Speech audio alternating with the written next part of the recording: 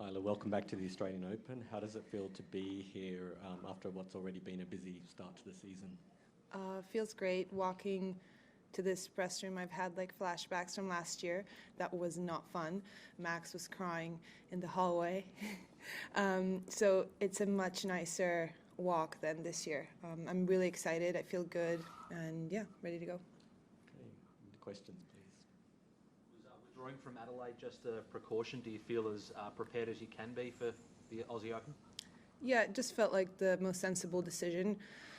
Every other year I probably would have gone, but I felt like with my knee I had some really good matches, and it's not even my knee, it's just getting back into the swing of things, playing at a high level. 4 matches was plenty. I mean, if that was a regular tournament, that's what you losing in a semi, and I probably would have made the same decision. So nothing bad, just was smarter to have a week to really prepare. How well prepared do you feel for this tournament? I know a year ago when you withdrew, you were devastated because you felt like you were in a position to really go far and go deep. But a year on, how do you feel? I think as well as I could have prepared, considering everything. I'd be lying if I'm sitting here and being like, this is the best I've ever felt, because that's not also realistic, but I feel happy with where I'm at. I think I'm always dangerous in these stages of the tournament. I still feel like, people don't want to play me, and especially in the early rounds, and in a way, it will be interesting to see how I play. I'm treating it as my first slam back, even though I played U.S. Open. That was way too early. So, yeah, it's kind of like in a way, a new chapter, I think. So, we'll see. A lot of players are coming back from injuries or even maternity leave, and injuries are obviously horrible. But players often speak about feeling a bit more relaxed, or having more perspective after a long layoff.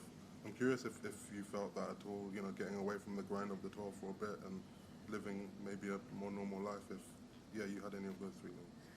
While I'm rehabbing, I always have that thought, but then as soon as I'm back into the swing of things, it evaporates, and I have to remind myself the perspective that, it's amazing that I gotten this far and rehabbed my knee back to health, but I'm too competitive to keep that mindset throughout. I probably should, but I am grateful if we talk like this with my team. I'm like, yeah, I'm happy and it's going in the right direction, but as like the match against Kerber, none of that matters, because I think it doesn't matter where you're at, you can still expect yourself to win.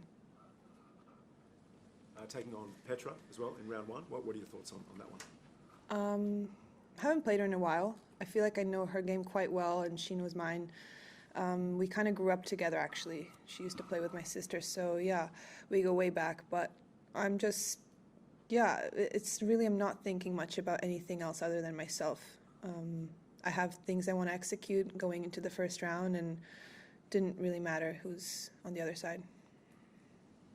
You said after your US Open withdrawal that you wanted to go back to the drawing board and get fitter and stronger. How did you go about that, and did you feel you were able to achieve that?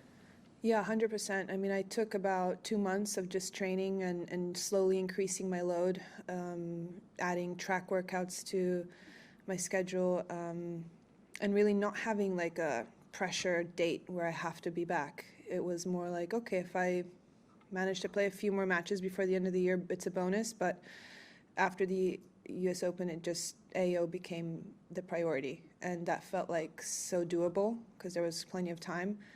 But I was pretty fortunate to play some quality matches before the year ended, and which made me really excited for the start of January.